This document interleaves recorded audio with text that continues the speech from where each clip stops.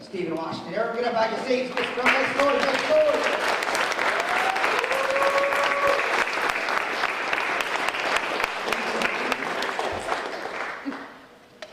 Good afternoon, everyone. Oh, let's try it again. I'm acting like I didn't hear anything. Good afternoon, everyone.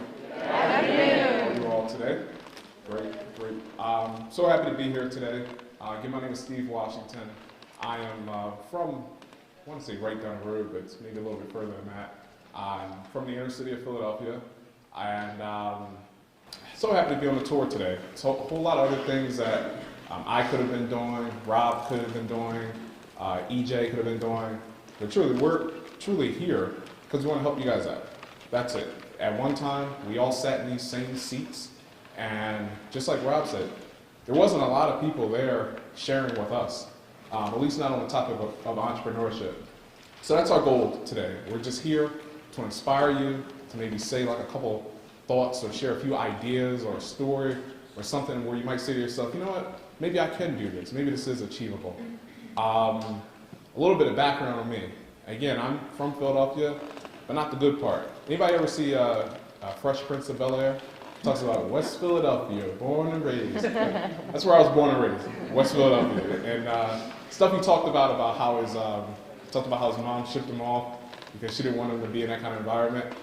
Well, I didn't have an Uncle Banks and Aunt Phil in California somewhere, so I had to stay.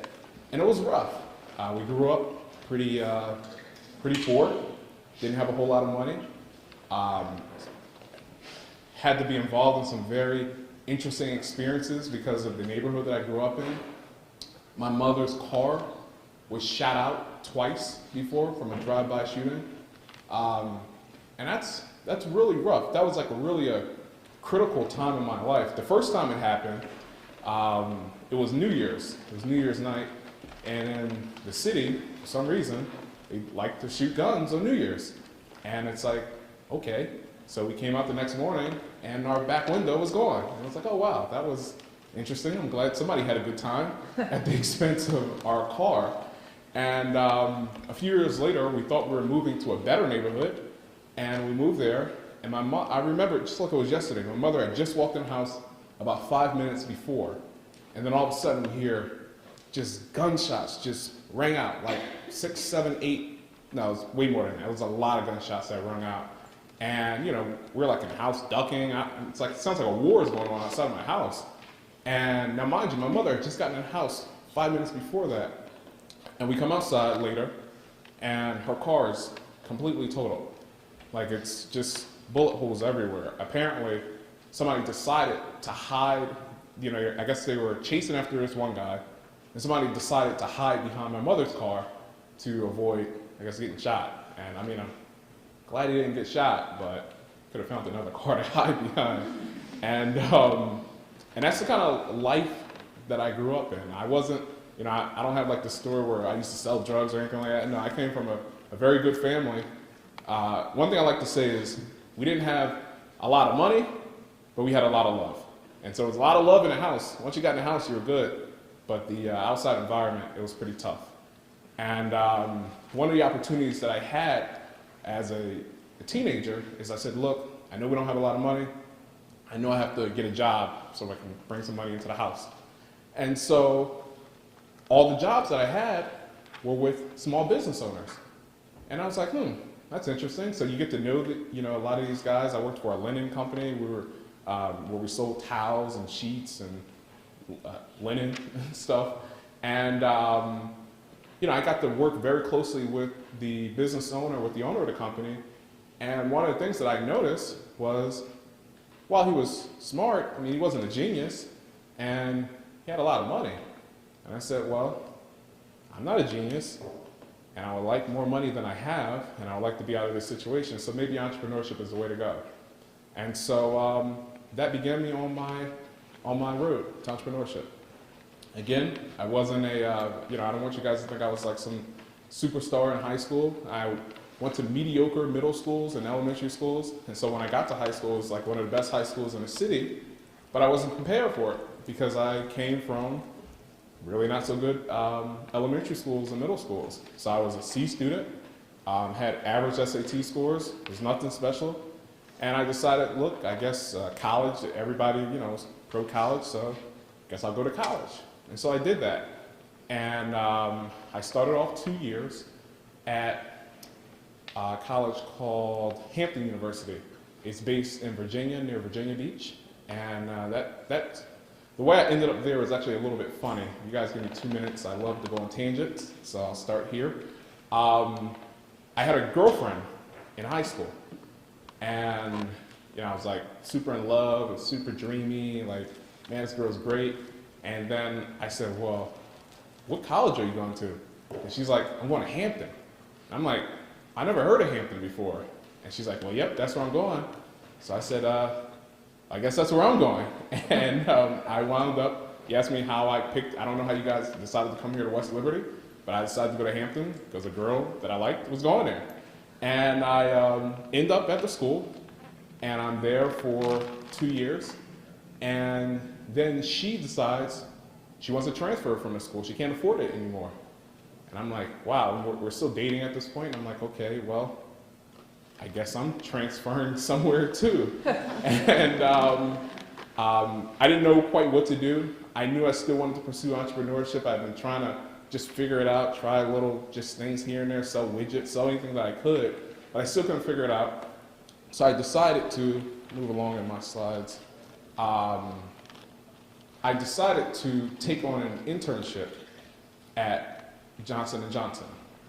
The specific company was McNeil Pharmaceuticals, and they make like Tylenol and Motrin and different things like that. And I worked there because the reason I worked there, I mean, I'll be honest with you, it was totally financially driven. I had no interest in like Tylenol, I mean, I could care less about it, didn't have headaches that much. It wasn't about, I wanted to, become a master in their accounting department. It was an internship that they were paying $19.50 an hour. And anybody here make $19.50 an hour as a college student? Like that was great money. And so I said, I'll give it a shot. And I began working there. It was a 9-month program. And it just wasn't what I was looking for. I mean, it was totally a corporate lifestyle, and it was just very, excuse my grammar, it was just very kiss buddy, you know what I mean? And it was like, just very like, just wasn't my style at all. And I said to myself, you know what? I'd always wanted to start a business anyway, so I need to somehow figure out a way that I can start this business. So while I was there, I said, okay, look, I'm making during there $20 an hour. So let me take this money, try to put it away so I can start a business because, you need money to start a business. You need a lot of money to start a business. At least that's what I thought. And so I took the money, put it away. And then I said, okay, you know what? When I go back to school for my junior year, I'm going to figure out how to start a business. I don't know how. I don't know what my method's going to be, but somehow I'm going to start a business. And so this is when the internet was already there, but it was just really kind of starting to come alive. And eBay was a new company. And I saw a lot of people selling just stuff on eBay. And I'm like, all right, I want to sell stuff on eBay too. And so it's like, okay, so what do you want to sell? So I started looking around. I saw people were selling like, you guys see it. They call them like power sellers on eBay. They're like selling TVs and they're selling dirt bikes. They're selling perfume, just all kinds of stuff. And I'm like, yeah, I want to do that. I got some money saved up. I probably have maybe about $3,000 or $4,000 saved. I'm like, I'm going to do that. I'm going to figure it out. I'm going to buy some inventory of something. And I looked around and I searched and I decided, you know what? I'm going to focus on clothing. So I'm going to figure out a way that I can buy clothes on the internet and sell it. And that's how the Washington Distributions was formed. I said, okay, look, I want to buy like a Ralph Lauren polo shirt from some wholesaler or somebody else, sell like 100 or 200 of them to me. And I think at the time I could buy them for about $23 or $24. And you can sell them on the internet for about 40 or 45 bucks. So I'm like, hey, I can make 15, 20 bucks a shirt. Sounds like a win. But something in me just said, you know what? Just keep digging a little bit deeper. Like just try to see if you can find it at a better price. So I'm seeing them at 24 bucks, and I'm like, I can make money here, but I just need to just dig a little bit deeper on this. These were U.S. companies from all around. A lot of companies were based in New York and different other wholesale districts. And I said, I am going to dig a little bit deeper. So I dug a little bit deeper, and so I started seeing shirts, the prices dropping from about $24 per shirt to about $19 per shirt. I'm like, okay, this is interesting. And now think about it, guys. If I'm buying this stuff wholesale, $5 makes a big difference. I mean, if I'm buying 100 shirts at a time, that's like a $500 savings. So I'm like, okay, well, maybe I'll just buy these shirts for 19 bucks. But then something just wouldn't let me buy it. And it's like, look, just keep digging like a little bit deeper. Try to see if you can find the best deal that you can find, and then buy the shirts. So I'm digging and I'm doing research, and I'm on Google, or at the time probably Yahoo, web crawler, all kinds of stuff like that. And I'm doing my homework, and I'm just trying to find somebody that can sell me these shirts cheaper. Because I know if they're selling them for 19 bucks, they've got to be getting them from somebody. And I do my research, and I start seeing prices go from 19 bucks to all of a sudden, I'm now finding myself on a phone with manufacturers in India and in Pakistan and in Sri Lanka, and the prices that they're quoting me are like $9 a shirt. And I'm like, hold on, this just got interesting. So I was about to pay somebody 24 bucks a shirt, and I was cool with that. But now I'm finding these guys overseas who are willing to sell me these shirts for 9 bucks and 10 bucks. I'm like, they gotta be fakes. So I said, okay, look, send me a sample. They shoot me a sample over. I'm like, this doesn't look really fake. I take it to the store, I'm looking at it, I'm matching it up, I'm seeing, okay, the tags match, the quality matches, everything's good, like, this might be something successful. And so at that point, I'm saying, okay, well look, if I can buy these shirts for $10 a shirt, then forget selling them for $44 retail, because I gotta sell one shirt at a time, I have to deal with one customer at a time and so forth.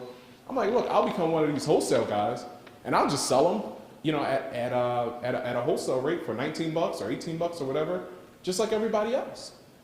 And so that's what happened. I called my contact in India. I said, hey, I want to order a trial order of 100 shirts. I said, look, I'm in college. Now granted, I'm in college. I'm like 20 years old. I'm like, look, I don't have a lot of money. I don't have a lot of contacts. I don't even know if this is going to work. But if you'll work with me and just sell me 100 shirts, I'm sure I can get them sold. So the guy in India, he said, no problem. His name is Vinny, by the way. He said, no problem. So I said, okay, great. So I go out, and on the internet, I'm putting up ads on all kinds of different websites and things like that. And I'm able to sell those 100 shirts. I'm like, wow, this is cool. I bought them for about 10 bucks. I think I was trying to sell them cheaper than everybody else. So I sold them for probably about $16 or $17. So I just made $600 on that order. I'm in college. Is $600 good to anybody? I don't know. It's good to me. And I said, maybe I can scale this up some way. And so I just kept advertising and talking to more people and talking to customers from all around the country, all around the world. And then all of a sudden, within a very short period of time, I went from selling 100 and 200 shirts a month to about 2,000 to 3,000 to 5,000 shirts a month. And I'm in my junior year of college, making anywhere between, on a bad month it would be between like 10 or 20. On a good month, I'm embarrassed to say, it was pretty insane, especially around Christmas time, for obvious reasons. And it was going great. I was still in school. At this point, my academics had caught up with me, so I was like on pace, and I was no longer an average student. I was on the dean's list. Still got all my work done. I was more motivated to get my work done because I knew once I got my schoolwork done, I could go back to making money. And it was a very, very good time for me, a very good experience. And the thing that I want to teach you guys is what I did, and what I did was this. I was just the red guy. I was the middleman. There were people who wanted to buy my shirts, and then there were other people, who I could buy the shirts from. So I just connected the parties. I found somebody who said, look, I want to buy these shirts. And then I said, okay, let me